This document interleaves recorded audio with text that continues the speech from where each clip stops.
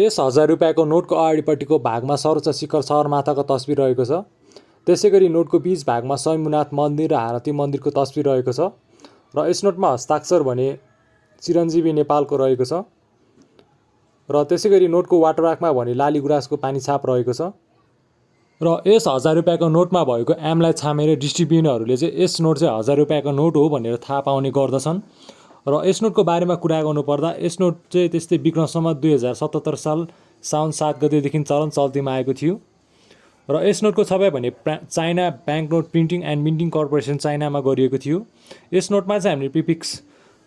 ज 68 देखि